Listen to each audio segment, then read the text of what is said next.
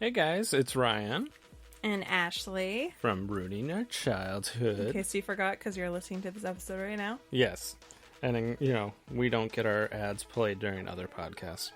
We just wanted to remind you that we're coming up on our 20th episode extravaganza. Woo! And it's going to be a Q&A episode. Yes. We're going to answer your questions that have just been burning in your brain about me and Ryan. Go ahead and just DM us on Instagram at Ruining Our Childhood, or we're on Facebook at Ruining Our Childhood. Yes, and just let us, just ask whatever question you want to ask. Yeah. When did we meet? How did we meet? Yeah. Who are we? What are you doing for a living? Yeah. What are our favorite movies? Where am I? What is our least favorite movie ever? Just, go ahead. Throw anything. What do we like outside of movies, maybe? Yeah. If you want to know. If you don't want to know, then that's fine, too. Yeah. If you guys don't, we'll just, like you said, we'll do some generic questions. But we would really like you to send us some questions our way. Mm-hmm. Let us know what you want to know about me and Ryan. Enjoy the rest of the episode, guys. Bye. Bye. A group of male friends become obsessed with 5 mysterious sisters who are sheltered by their strict religious parents in suburban Detroit in the mid-1970s.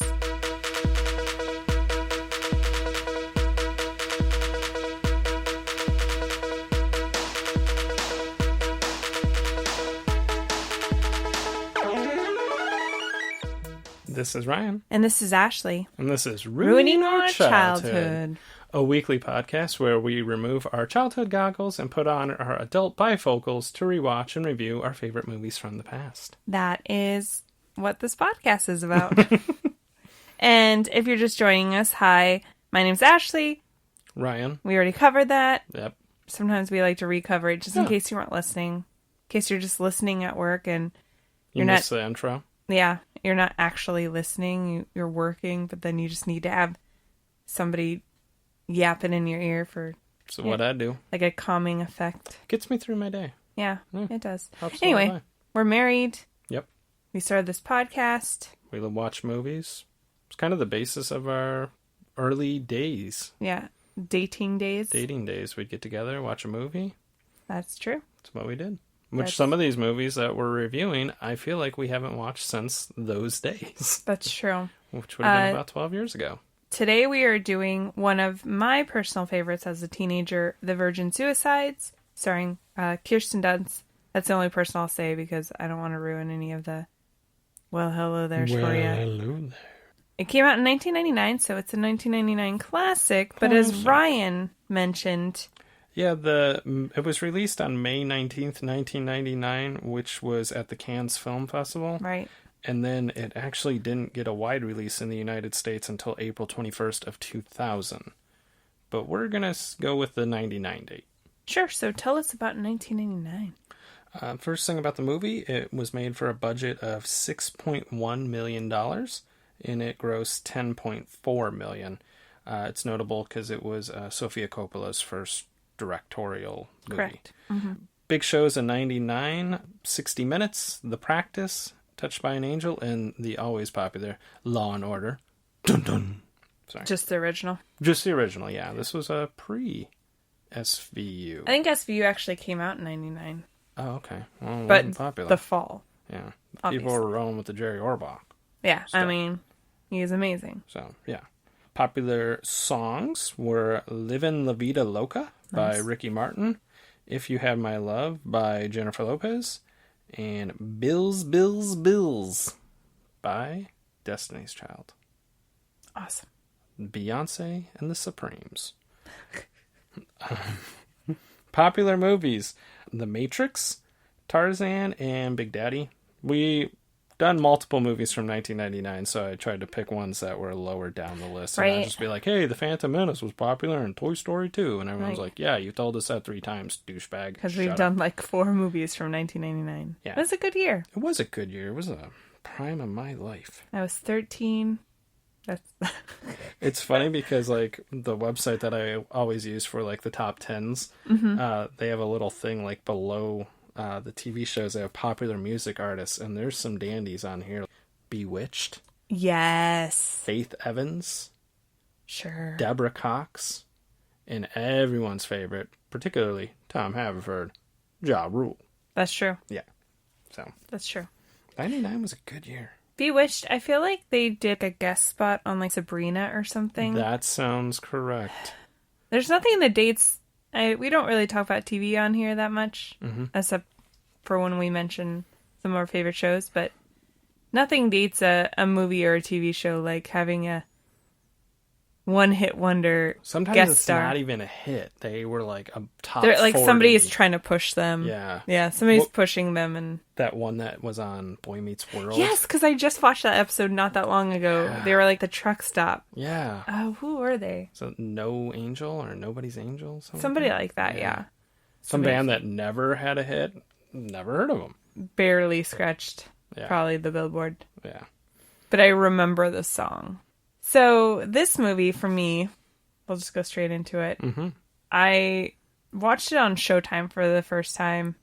Showtime always had the more independent movies, I feel like, versus HBO. HBO had the mainstream blockbusters. Yeah. And Showtime got whatever was in the bottom of the barrel, and then independent films, I feel like.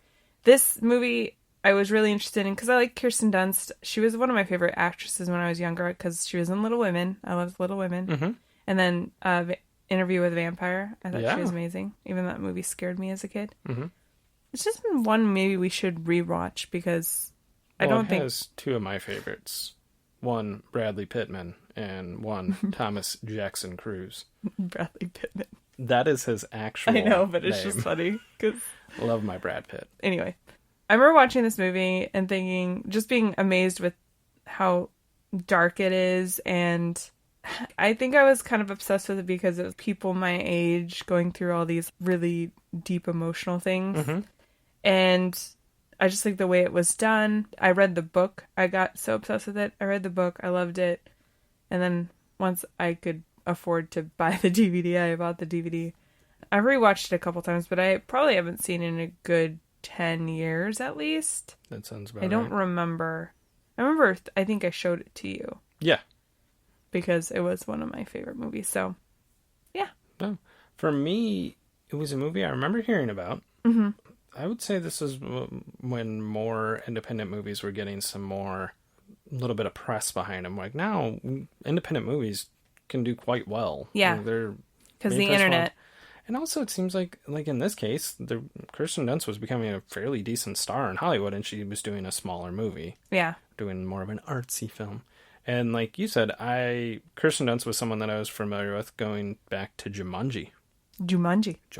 I forgot about that. Yeah. That's another movie. That, and then I remember the straight-to-video Tower of Terror that she did with I never Steve saw that. Guttenberg, which I fun fact about Ryan, total Disney nut. Yes. Down to the fact he's wearing a Walt Disney World shirt right now. And he's talking to him about himself in third person. Yeah.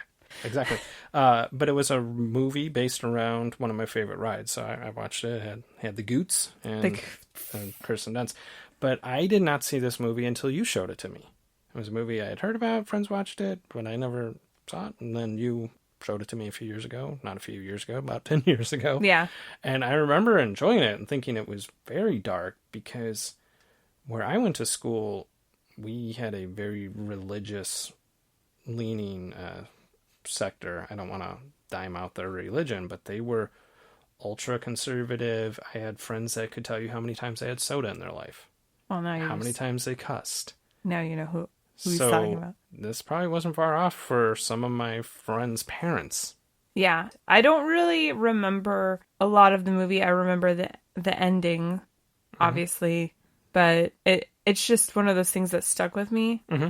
Like 15, 16, I don't know, your world is so rainbows and sunshine still a little bit. I mean, if you're lucky, if you've had a good life and you've had a good family support system and stuff, you're still a kid. Yeah. So then you see something like this and you're just like, what the fuck? I was just really into it and I felt really deep. I was going through that I'm cooler than the other girls because I'm into independent films. And so this was definitely one of those movies I latched onto because of that. I don't watch Star Wars. I watch independent movies. Yeah. I watch the IFC channel. Yeah. Cool. I don't think we had the IFC channel. If we did, I did not watch it. Yeah, it might not even. I think they had Sundance for a while. Yeah. My parents are always moving around their cable to try to get the best deal, you know. Oh, yeah. Yeah, because once you're out of that promo period, they kill you on the bill. Cable companies. Ugh. Cut the cord, folks. Yeah. Cut it. It's useless. It really is. I mean, we don't have it anymore. It's No. annoying. So, what else do we have to do? Who are we? What's going on? What is this thing? A microphone? Do you think this movie will hold up? Yes, because I think the general plot of the movie is still something that's relatable. It's something that has gone on recently with shows like 13 Reasons Why, which I really wonder if this movie was made today, if people would put up the amount of fight that they put up with 13 Reasons Why. In a way, this kind of glorifies it too. Yeah. I mean, I don't think it glorifies it quite as much. I really like 13 Reasons Why, by the way. But I don't think it glorifies it. I think it brings attention to it. Yeah, it brings attention to something that is an actual issue that we as a society try to pretend doesn't exist. Right. Or that kids don't have any reason to feel depressed or have anxiety or anything like that. You're not an adult yet. You don't have a reason to have depression. Yeah. Like, that's the way society or feel like you don't want to live in this world. It's stupid that we treat children like that, but also it's stupid how I feel like we didn't really grow up in a bubble, but I feel like they're trying to shield kids from way too much. I think it should be a good balance of making sure kids know what the real world's like, or what it's like if they have issues that they can be addressed. They don't have to ignore them versus just, no, everything's fine and everything's perfect and the world's perfect. And when you go out into the world as an adult, things get handed to you. Yeah. And I don't know. Exactly. I agree with it, though. I don't blame any parent that does that, by the way, because the world's pretty depressing sometimes. So no, that's why I said, but it should be a balance. It should be, but like I said, I don't blame anybody. Hey, you do you, parents. But I digress. I do think this will hold up. It'll hold up. Just based solely on the fact that it deals with issues that are always going to be timeless. I agree. I think it's going to hold up. I from what I remember, it had a good cast. For the life of me, I can't remember who's in it. So I think the acting quality will be good, because I think that can sometimes drag down a movie if you have someone in there who's overacting and reading their lines like an idiot. Yeah. But I don't think that really was something that was happening here. So I think it's going to hold up. And I agree with you, everything you said, that it's a very real issue that they're talking about. Yeah. So I think it's going to hold up, and I feel like this episode's going to be real depressing. Real dark. But we'll try to keep it light. Yeah, we'll make jokes. We're going to make fun of their 8-track player. Yeah, that's true. And it is set in the 70s. Yeah.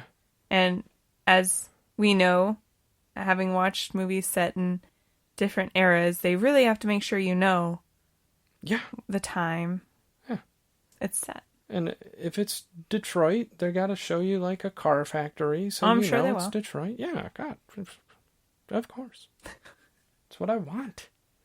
And hey, if there's bad acting, we'll point it out. Are you gonna just hate this movie because it's set in Detroit? There's a part of me that will. You're already biased against it. Yeah. I don't know why they film movies in Canada. I don't know. Yeah, Canada's not bad. Why?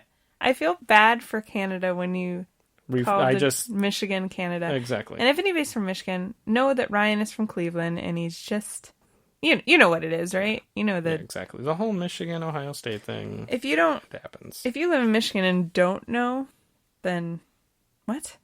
Why don't you know? I think everyone knows. Everyone that I've ever met from Michigan is quick to bust out some Ohio State jokes. It's what we do. Yeah. And you know what? Everybody I've ever met from Michigan has actually been a really good person. I just like to make the jokes.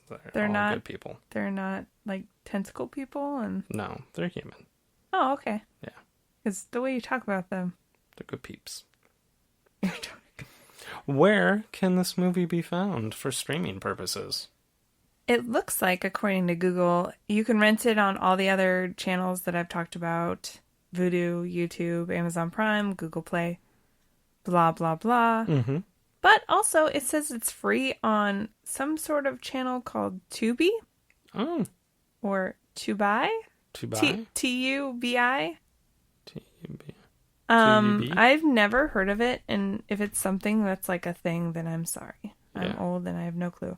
But when you click on it, it takes you to the Virgin Suicides page, and it says for free, so I wonder if I hit watch now if it will just let me watch it, or if I have to sign up. I probably have to register. Yeah, you probably got to give them your credit card and all that good stuff. I don't know. It just says watch now for free, and there's a bunch of random movies. I'm going to their front page. I don't know if you can get it on... I don't know if they have commercials and stuff on there either. You can download it on Amazon Fire, like a Fire Stick, or Roku. Oh, okay. And your phone. So shout out to the Tubi. Or Tubi. I don't know. So check that out if you need a place to find this movie. Or be a cool kid and own it on DVD or Blu-ray. Yeah. Do that too. So we'll go ahead and hit that pause right now. And we're going to go watch The Virgin Suicides. Be back in a minute.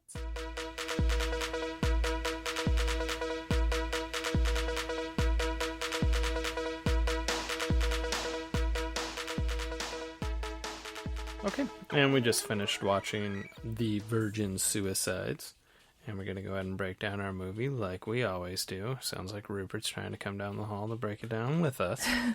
So we're going to go ahead and get our record player going, and we're going to play some music to talk to each other and talk about some technology. That was a good one. Yeah. I like that scene. Yeah, it's a good scene. It showcases a lot of 70s music, but then also just kind of shows how both of the groups of the boys and the girls kind of bond. Yeah. And it's also interesting, like, how the songs they are playing literally could convey a conversation. Yeah. So it's really well done. Did you notice, what pieces of technology did you notice in it? I noticed a lot of box televisions, of course. I think we talk about those all the time because... It would be crazier if we watched a movie that was made in 99, set in 74, and they had like a flat screen. You'd be like, what? They're like, what are you doing? But the Mr. Libson's TV, I shouldn't know how to say that name because I'm probably going to be saying it a lot. Their TV in their house was wood paneling, which was amazing. What else did you see? I noticed TV, like, it's kind of what to expect, and corded phones that they're using, and just the radio, like, for nothing jumps really out. I mean, yeah, what do you expect? A TV with some dials on it. Yeah. But it's also, it would be more interesting to see a piece of technology that we don't still have. That's true. Like, that's kind of something. The only one I saw that I could even remotely say was super outdated was the camera that Mr. Lisbon was using to take pictures of the girls during the homecoming dance, or before they left for the homecoming dance. It was I don't even know what kind of camera it was. It was really flat. Yeah. I just think it was... I'm sure there's a technical term for that type of camera, but it doesn't exist anymore. Yeah. So... Because that's always the thing that always kind of fascinates me. I'm like, we still have record players. I mean, the radio that the boys had attached to the record player was like something that like my great-grandparents would have had. It was very old. That I'm like, people really don't have anymore. I don't know that people really listen to like a radio in their house anymore. Like a true radio. I'm talking like they're listening to an FM channel. That's a good point. Because I think like, we have a Alexa, and we have her play music. We have a record player. We listen to music. I remember as a kid, my mom would always be listening to like a true FM radio in the morning. I remember in the morning getting dressed. There was a time period. It was in 8th grade. I was obsessed with listening to the radio because they always had this contest where they'd mash 2 songs together, and if you called and said the name of the songs and the artist, then you won a prize. Yeah. And I was obsessed with winning it. And I finally won it one day. What'd you win? 2 tickets to a home and garden show. Oh. And a bag of coffee from someplace. Well, the coffee would have been nice, but that's like... I was 13, though. I didn't really care. Yeah, so you're 13. You're like, I don't drink this, and I don't want to go to a home and garden show. It was just that I got to be on the radio. and that I won something. Yeah. I was super excited. And a bunch of kids listened to that. So when I got to school that day, people were like, we heard you on the radio. It's so awesome. That is like it. Lame prize aside, like that's cool as shit. You won a radio contest. Yeah, I was pretty excited. I was driving home last week listening to the radio, and they were giving away like 4 tickets to the baseball game, and if you call her number 10, and I was like, well, what the hell? Yeah. I didn't win. It's so much easier to do now because you put the radio station's phone number in your phone and just hit call. Whereas like back in the day, you're like 623 do every single time. Well, you could hit redial, but yeah, you could call ahead of time and then just boom redial. Yeah, which I think what I did. Anyway, back to talking about the Virgin Suicides. The other one I noticed was Lux's, who is Kirsten Dunst's character's record collection, and her mom is making her burn them, which is not very responsible. In an enclosed space, burn all these records. Yeah. The amount of smoke that was coming out the front door. When I saw the mom doing that, like, you got to get ready to rock records because that's what's ruining you. And I just thought about how when we were growing up, when this movie was made, society wanted to blame Marilyn Manson for everything. Yeah, music. It's rock music and video games. Yes. Are the cause of any bad thing in your child. And Marilyn Manson were ruining America's youth. Don't believe me? Go ask any parent. Yeah. Like, I don't know, it's freaking ridiculous. And I'll say this, like, about Marilyn Manson, he's a strange guy, but that guy handled that burden that was put on him by a lot of parents very well. Yeah. And pretty classy, too. Like, he never was like, you know, don't you go look in the fucking mirror or anything. Like, he handled it well. Yeah. Should we stay back on topic? Yes. Did you have any other technology that you want to talk about? Just the soundtrack. I Yes. super enjoyed it. It was, that's kind of we've talked about it before. Nowadays, it's almost a lost art. That's kind of coming back in a way where movies really will use the soundtrack to help tell their story. And I thought Sofia Coppola, whoever picked the music, did an excellent job. Yeah, it was probably Sofia Coppola. Yeah, I just had a bunch of good songs, and like you even pointed out, the one song was from Guardians of the Galaxy. Yeah. So it kind of like took me back. Yeah, I definitely liked all the music, and this movie reused one of the songs very well. Mm-hmm. I wrote it down in my notes, and I somehow cleared it, but the band was Air. Oh, Playground Love. Playground Love, and honestly, they use that song as like pretty much instrumental parts of the movie, and then they played at the end. Yeah. They played at the beginning.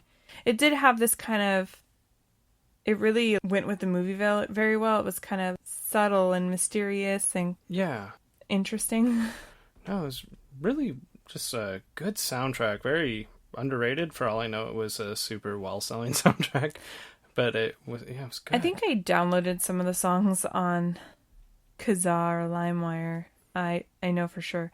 It was definitely, and I've talked about this before, when I became really obsessed with soundtracks for movies, because I just feel like they're amazing. And then also, whenever you listen to a soundtrack, if it's a movie you really like, it reminds you of the movie. So. It'll transport you to that scene. Right. Yeah, definitely. Was there anything else in this soundtrack? Or in the technology? Yes. No, that was all I had. Okay. So let's move on to, kids would call it a throwback. We call it the prime of our teens. This is the category where we talk about fashion, dated references. Obviously, this movie it was made in the 90s, but... Set in 74. Yeah. So what did you notice as far as 70s? I noticed some sweet bell-bottoms. Yes. Which always are some nice ones. The other one was, I did notice someone wearing a puka shell necklace, which... I know who you're talking about. Yes. And I think that was the one character that had every 70s stereotype clothing on him. Yes. Because before he showed up, which he doesn't show up, it's Trip. We'll talk about the actor who portrays him in just a minute. In the next category, but we'll at least say his name's Trip Fontaine? Fontaine. And he is just this walking 70s stereotype. He's got gold aviators. Mm-hmm. He had the floppy hair, which I want to say was a wig. It looked bad. It didn't look great. Yeah. A lot of the guys' haircuts looked a little weird. Mm-hmm. But... Well, I think it was easier for the girls in the movie, so it was just like flat, straight blonde hair. That's very true. That's very true. But yeah, I didn't think about that, but that would make sense if it was a wig that he was wearing. Yeah. And then at one point, the narrator, because there's a narrator throughout this whole movie, mm-hmm. It's supposed to be an older... I'm guessing they never actually say who he is, but he's one of the 4 boys that become obsessed with the girls. Yeah. There's a lot of guys in this movie, but there's the 4 main boys mm-hmm. that are the ones that, and spoiler alert, at the end of the movie, are the ones that discover some bodies in their house, in the girl's house.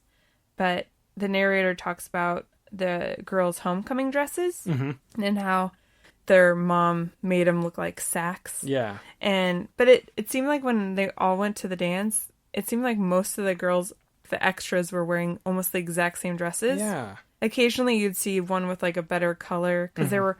all the Lisbon girls were wearing white dresses with flowers on them, which was probably 70s was the style. They just reminded me of like pajamas, though. Yeah, they did look like pajamas. But I agree with you. Like, they didn't look like sacks. No, like they were cut to like be fitting their forms. Especially a little like bit. Kirsten Dunst's character, Lux, like thought hers was fine. It was a little loose on them, but they didn't look bad. And like you pointed out, when they go to the homecoming dance, everybody's wearing real similar stuff. Yeah. And then, did you have any other fashion? Back to our puka shell boy. Oh, yeah. Mm-hmm. He wore a sweet crushed velvet suit to homecoming that would have made Austin Powers jealous. It was really nice. That was one of the other ones that I noticed. That was during homecoming? Mm-hmm. Yeah, that was pretty great. Yeah. Did you have any offensive jokes or dated references? I will say I did not pick up on any offensive jokes or anything like that. The only thing I did notice, there was a scene where they just they don't really focus on it even. There's like an end table right inside the Lisbon's house where they have bronzed baby shoes for all the kids. I did notice that when Tripp was leaving the house, when he went over to watch TV, kind of like courting Lux a little bit. And it was just, I mean, that's something I think our grandparents would have done, or maybe our parents, but I don't think our generation's is bronze and baby shoes. I think my parents did it with my brother, but I don't think I have any, because the second and third kids, they don't get as much stuff. Yeah, no. We get passed over. Or nobody's. I don't need to take 80,000 pictures of you because you're like the third baby. What did you notice as far as dated references? Just some things that were said. Tripp said you're a stone fox, which I think is obviously something people would say in the 70s, not so much in the 90s. And then he also said, watch the tube. He's the only thing that made me think it was 70s. Even the girls' clothing before the homecoming dance and stuff, it was fine, but I think it's because the 90s had a resurgence of kind of 70s clothing. Yeah. It didn't look too dated or anything like that. No, that's a good point. So some of the other ones that I noticed was there was a scene where like Tripp was talking to, I think it might have been his dad. I could be wrong. But there was pots on the stove, and the pot was like, I think it might have been kind of like a fondue pot or something, and it had flowers on it. Oh, yeah. And it definitely reminded me of the pans and like ceramic dishes that my mom and aunt still have to this day. And I was just like, that took me back. My mom definitely had some of those. It's a good dish. Yeah. If it still works, why replace it? Why replace it? Which is a good way to look at things. Yeah. Unless it's completely outdated or is being held up by like duct tape or something. Yeah, no, then you gotta replace it. Which it's not. No. Do you want to move on then? Yes. Awesome. Move on to our next category, the one that we like to go, well, hello there.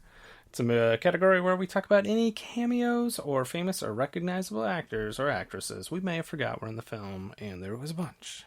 There was.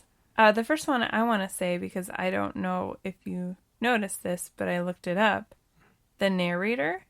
I did notice. Oh, did you look it up? I did. Oh, damn. Because I was like, who's that? He sounds so familiar.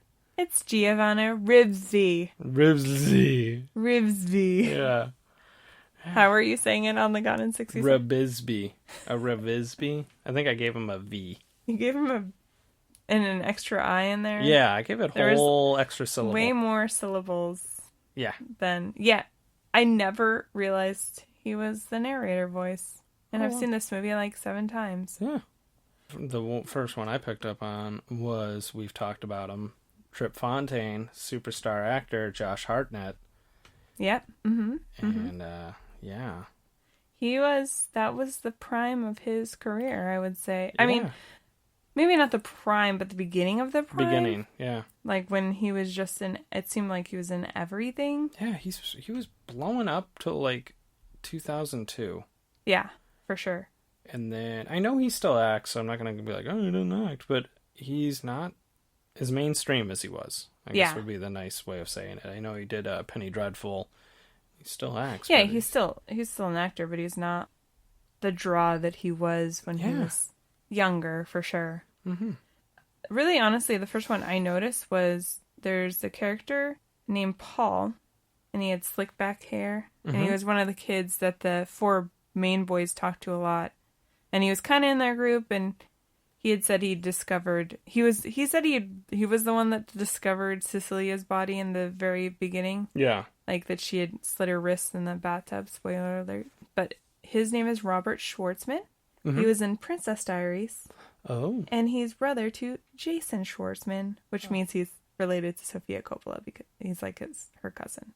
Oh, I never knew Jason Schwartzman was related to Sofia Coppola. Yeah, he's related to the Coppola. Oh. His mom is, am I going to blow your mind right now? I think you're going to.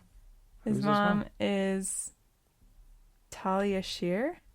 I don't think I know who Talia Shire is. Who is Adrian from Rocky. No kidding. Yeah, that's their mom. Okay. Am I just blowing your mind right now? Yeah. Oh, wow. Okay. All right.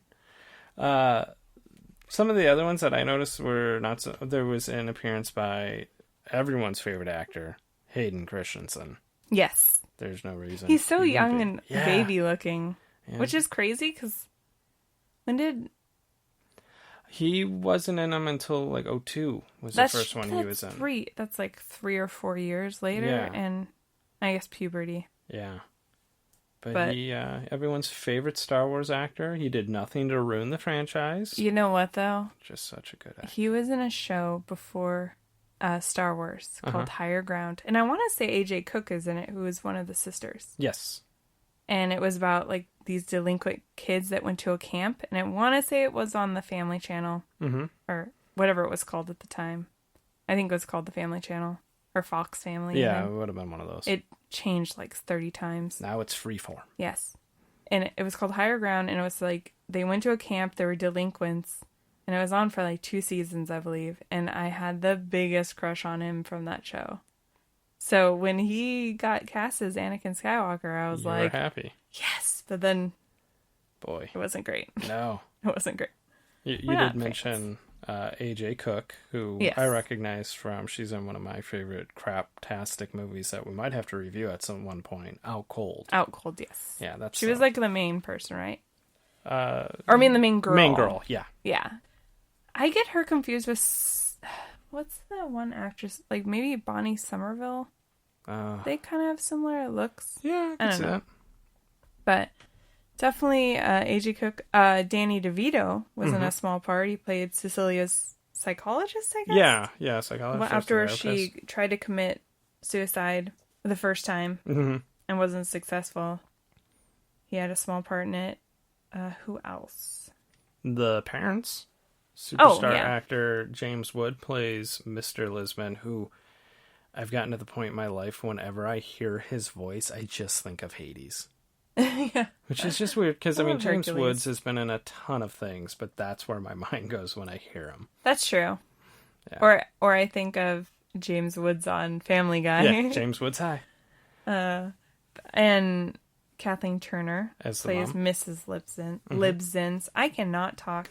I'm, like, slurring my speech. Yeah. I promise we did not drink before we did this. I've just been drinking water today. Yeah. The youngest daughter, Cecilia... was played by an actress named Hannah Hall, who I thought looked familiar, and you said looked familiar.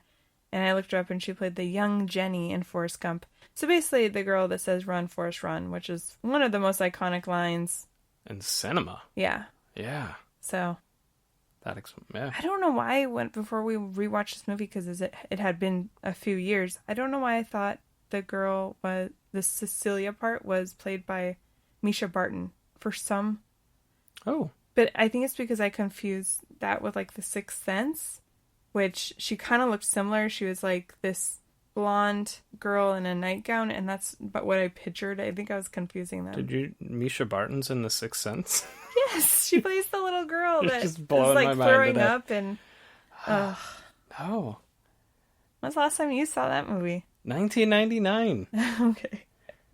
You just blew my mind. Okay. Misha Barton. She plays like the little girl that he sees, and she's like throwing up because I don't. Yeah. I don't really remember that movie. I just remember that part thinking it was really creepy because kids creep me out, and like ghost kids creep me out. So. Yeah. Oh well. Yeah. Any ghost kid. I just said kids creep me out. Kids creep me out. Saw my nephew the other day. Give me the heebie-jeebies. Yeah. I think that's all I had. Yeah, that's all I had as well. Awesome. There was quite a few, though. Yeah, I will say that. And it was one of those movies, like, when you pick the movie, the only person I could place in my head in this movie was Kirsten Dunst. She's on the cover. Everyone else was a surprise to me. That's true. So I wasn't surprised by James Woods and Kathleen Turner. I had remembered them, so I didn't write them down. But okay, I can see how you could, because you didn't watch the movie nearly as much as I did. No. Should we move on to Is It Even Good? Where we talk about the plots and casting choices, and we talk about our funniest and cringiest line, which is going to be hard to find a funniest line, because this movie is not meant to be funny. It's not meant to bring happiness to your heart. It's mostly supposed to make you feel like shit. And it does. It does. It does a good job at that. Yeah. What did you think about the plot? I thought the plot was super believable, that a family could lose one of their children and then become super overprotective of their other remaining children. So that I thought was, I'm like, that's something that could happen now. So I didn't think it was a stretch. I thought it was a good plot. It's kind of depressing to think about. Yeah. But it was well done. I thought there was no point where I was like, there wasn't plot holes to me or anything like that. I thought it was well done. I agree. I did write something, because it'd been a while since I'd seen the movie, like I said. I had written down early on in the movie that I didn't quite understand how strict the parents were, because in the beginning of the movie, up until Homecoming, they're really not that strict. Obviously, they're religious. Their house is covered in crosses. Yeah. They're Catholic. They are super religious. The mother seems to be way more tightly wound than the dad, who kind of just goes with the flow. Yeah. He just lets her decide everything, and he's like, I'm just gonna go to work. And you gotta talk to her mom type of a dad.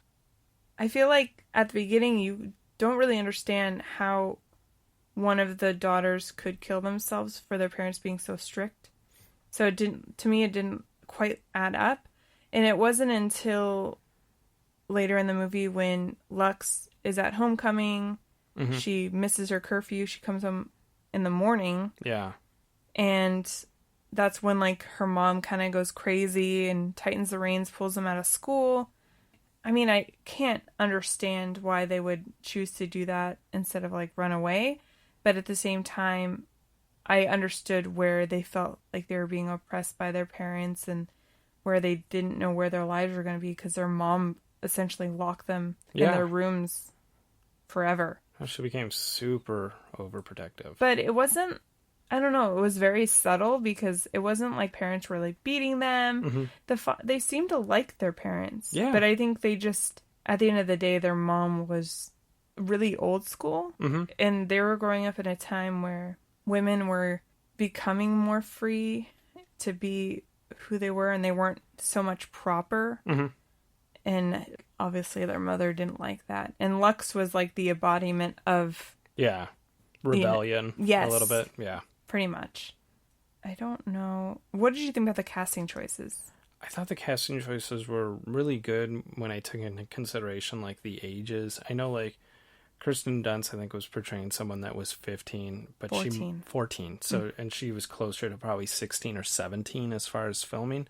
But you could see, like, facially the age discrepancy between the kids. Like, you know, this one's this age, and you could see how each one was a little bit older. Yeah. So I didn't have any issues with that. And the only thing I felt was that the group of boys, some of them seemed like they were like 11 years old. The one that was really short, I think he was just short. Yeah, but he looked so it was kind of weird that he was so obsessed with these girls, which one of them was like 17 and older. And I was like, he looked really young. He did. He looked like, the shorter one looked like he was probably more Cecilia's age. Yeah. But then there's a scene at the high school where he's at his locker and he's talking to Mary, which is the one played by AJ Cook, and she was the second oldest. Yeah. Because I wrote him down. Yeah, no, that... So that didn't really make sense, but at the same time, I think he was just supposed to be short. I honestly think all the boys were supposed to be around the same age, probably like 15, 16, and they were just obsessed with their neighbors who were literally, they had 5 girls in 5 years, which is insane. Yeah. It's a lot of children. Push one out, make another one. Yeah. And appropriate. I agree. I think Kirsten Dunst has enough of a youthful face to portray. I believe that she's 14 because she is supposed to be this girl that matured way too soon in a way, and she's the least innocent out of all of them as far as like boys and smoking and doing drugs and stuff. So I think that's believable. It's just weird how they almost only focus on her. They mainly, a couple of the other sisters aren't very well developed as far as like characters. What was your funniest moment? Like you said, it's kind of hard to find a moment in this movie because it's not like, but there was this scene where the narrator's talking about, like, it was towards the beginning, and they're talking about this kid named Dominic Porter, who they show him walking down the street, which he's walking like with like a bounce in his step, like he's John Travolta. Yeah, he's like John Travolta in Saturday Night Fever, or he's one of the Bee Gees. And they're talking about how to profess his love and denounce God, he jumps off the roof of a house, and he like opens up his window, he jumps off, he lands in like a bush, he just gets up and then just walks away, and he's doing his Bee Gees walk. Which... I literally wrote that exact moment.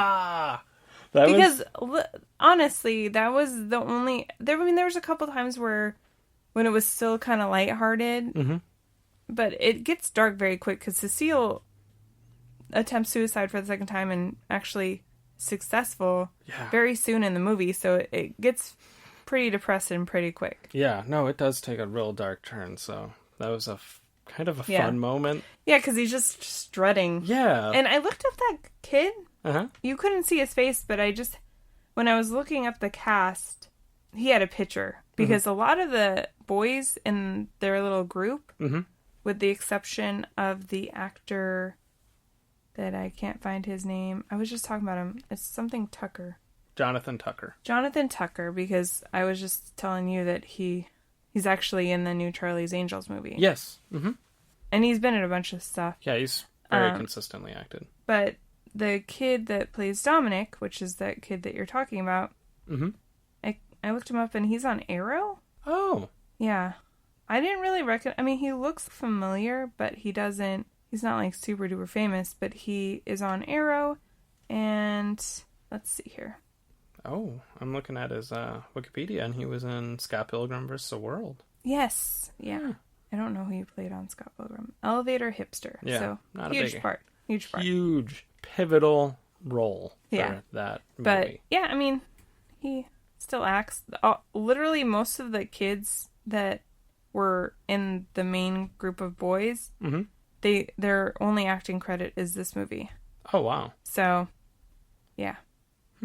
And you know what? I'll say a lot of them had a face that looks familiar to me. So it's interesting. You're like, no, they... The one kid I thought looked like... I literally did... I don't know if I ever noticed it before. He looks like a young John Cusack. Like the one kid, I was just like, is he somehow related to him? What's going on? So what was your cringiest line or moment. I'll let you go first because what if by some chance we have the same one? So what There was your wasn't, cringiest? honestly, there wasn't a lot of things to choose from because I think this movie honestly doesn't have a lot of dialogue. Mm-mm. There's a lot of visual moments. Yeah. They're in the home, they're going to homecoming, they're in the car, and it's Hayden Christensen's character says it, but Lux is smoking a cigarette and she does a smoke ring and he's like, "Don't let it die a virgin," and he pokes it and breaks it. And I was like, God. and all the girls were like, "That's gross." I'm like, that is gross. That is. But honestly, that was the cringiest thing, and it wasn't even that bad. Mine really wasn't even cringy so much as it was like douchebaggiest moment, which is after homecoming, Trip and Lux hook up on the football field. Yeah. And he just leaves her there. And I love that because he's like so obsessed with her. And then the minute he has her, he's like, "I'm done." And they even cut an adult version Right. of him talking about it. And he was like, "I didn't care how she got home." Well, then she goes home. Her parents lose their minds and pull them out of school. And it kind of sets it up. Yeah. Like, we don't know for sure if they've been planning this for a while, or if, because of that moment is when they decide that they're going to all end their lives. But it's possible. And you can tell. And I guess that's the reason why they show adult Trip, is because maybe he feels like he blames himself. And he's definitely in therapy or something. He's in therapy or like rehab or something. Like his life hasn't gone great. No. Since then. But I did feel like that whole thing of talking to Future Trip a couple times, I don't know why I felt like it was out of place because they don't show anybody else. Yeah. It's not like in other movies say that they talk to multiple people. Mm-hmm. It's literally just him. Yeah. And then the narrator obviously is talking in past tense, like it's the Wonder Years, but more depressing. But yes, it's. But yeah, I don't know. I just thought it was a little out of place. Mm-hmm.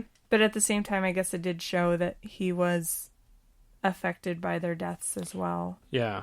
I don't know. Is there anything else you wanted to talk about as far as the movie? Or that's all I had as far as, like you said, there wasn't a ton to like go, that was cringy, or that, like, wasn't cringy. It wasn't a lot of cringiness going on. Like, yeah. It was like douchebag of the year right there. Yeah. It was definitely something I took away. I think when you're younger, your parents kind of teach you, like, don't give it away. Yeah. And that kind of reaffirmed it. Yeah, keep your flower. Yeah, and which is an antiquated notion anyway, but when you see it happen occasionally, you're like, damn. I can see how this could go badly. Yeah. Yeah. Anyway. Are you ready to move on to award season? I am. Okay. And as always on our podcast, it is award season, and we give out 2 awards every week. The first is the valedictorian to the Nicolas Cage Online School of Bad Acting. Who did you give your award to? I gave mine to 2 people. Oh. Because I couldn't tell which one was which half the time. Okay. And that was Bonnie and Therese. I kind of figured that's where you were going once you said you gave it to 2 people. Because they were the 2 sisters. Bonnie was the 15-year-old sister. Mm-hmm. Therese is the 17-year-old sister. Mm-hmm. And they don't really have a lot of lines. They're kind of just fill out the group. Yeah. It's really all about Lux, about Kirsten Dunst in this movie. I think the only other reason Mary, which is A.J. Cook's character, stood out was because I knew who A.J. Cook was. And she does have a couple lines. Yeah. But the other 2, they just kind of just are like filler people. And I think in the book, because I have read the book, all the characters are way more developed. And obviously you can do that in a book better. Yeah. And it doesn't help that the story is not through their eyes. It's through one of the boys. One of the boys. So there's going to be stuff that's missing. Mm-hmm. And they focus on Lux, I think, because she was like the sexy, the one that they knew a lot about because she went out with boys. And sorry, I hit the mic again, of course. Well, I hadn't done it yet, so it was only a matter of time. But they barely had any lines, and that's honestly the only reason I give it to them. I think they were essential because I think the number of sisters and them all killing themselves is what makes the movie so heart-wrenching almost. But I just feel like in the movie they were very non-essential. Yeah. They could have been filled by anybody. And one of the actresses is related to Dominic Swain. Yeah. I think the one that played Bonnie. But you bring up an excellent point. They were such underutilized and underdeveloped characters. They focus on Mary, Lux, and Cecilia. They don't... These ones they could have opted to leave out of the film, and it wouldn't have hurt the film. It wouldn't. It would probably piss off anybody that was a fan of the movie, or the book, though. But like you said, like the only thing it does really is drive home the fact that, hey, 5 sisters killed themselves. Like, yeah, they were... I kind of narrowed it down to those 2, and I was going to do that, and then I went the opposite way because I just don't like him, and I gave it to Josh Hartnett.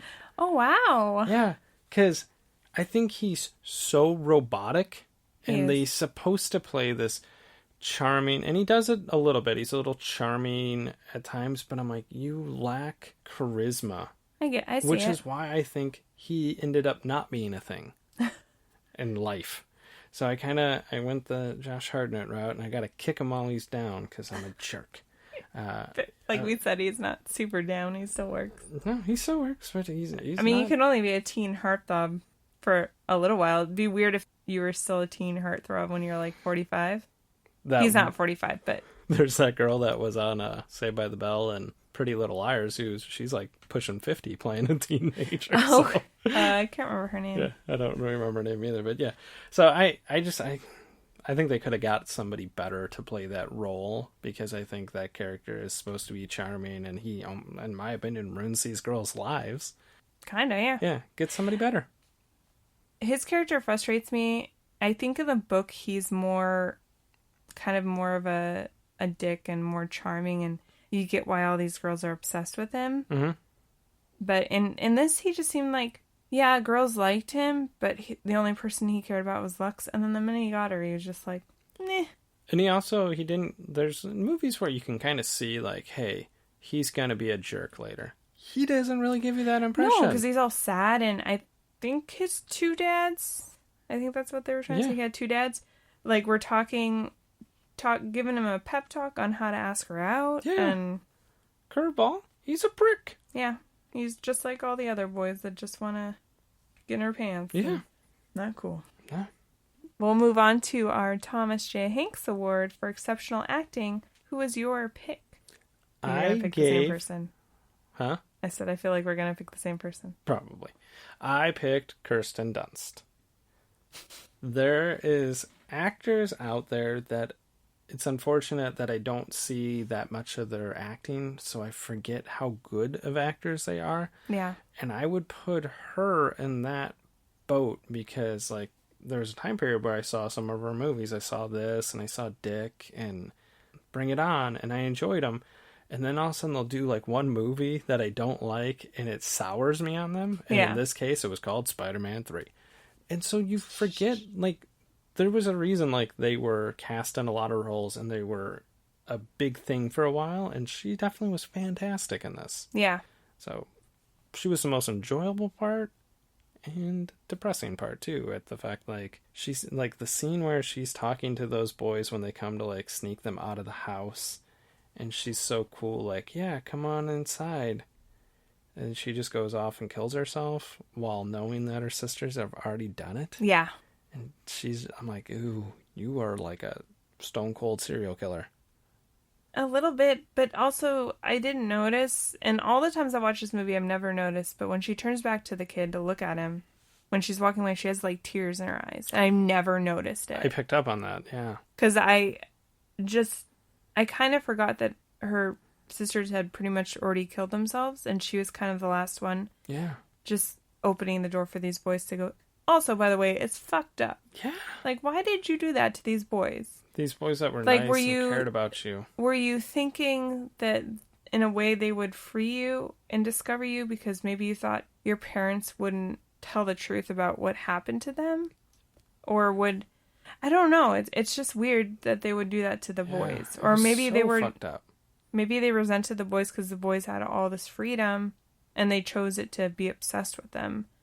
I don't know. It's fucked up. The older I get, I realize it is really fucked up that you invited all these guys over. Yeah. They're thinking they're just gonna, maybe run away with you guys. Yeah. And you're like, nope. Discover all of our dead bodies. Yeah, come find someone hanging. Yeah. Find someone with their head in a oven. Which is obviously, I think the narrator mentions it, that they're still slightly obsessed with this and the mysteriousness of it. And they have this picture of the girls in their head. It's almost like when a celebrity dies at a young age. Mm-hmm. They're just forever encapsulated in that moment of being perfect, almost. Yeah, that'd be a good way to describe it. They don't go through life and have ups and downs as much, so you just always remember them for being, I guess, on top. Yeah. And I think that's how they put these girls on a pedestal when they're just girls. Yeah. That they were definitely... That's a good way to describe it, is they were not put on a pedestal by these group of boys. Like, they idolized them and were obsessed with them. Right. I also picked Kirsten Dunst, if you couldn't tell. Mm-hmm. But again, honestly, there wasn't there much to choose from in the sense that they didn't focus so much on very many people. It was basically all about Lux. Yeah. And so I think she got the most opportunities to show, like, her range of emotions and her wild side and her vulnerable side. And No, she was definitely the star and the focal point. Definitely. That's why she's on the DVD case. Pretty much. Poster. Thingy. DVD case. Poster. Thingy. I'm sick of talking. Okay. Should we move on to our final thoughts? Yes, we shall. So, what do you think?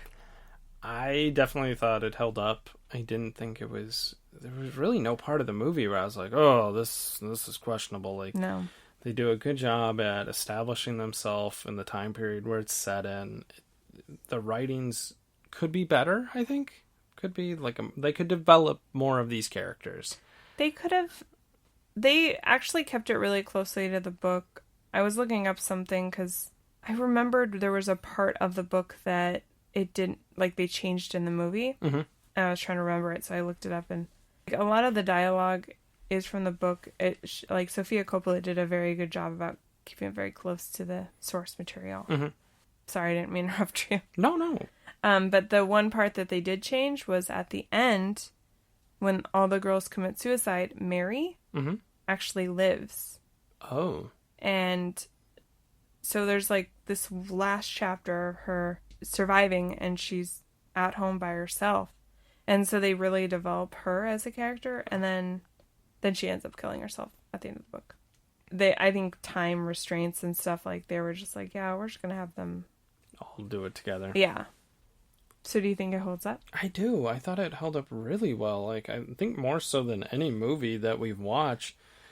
There's been ones where I'm like, this is clear cut. Mm-hmm. This is either a shit show. This one here was the complete opposite, where it's like, okay, this is clear cut. This is just a really good movie.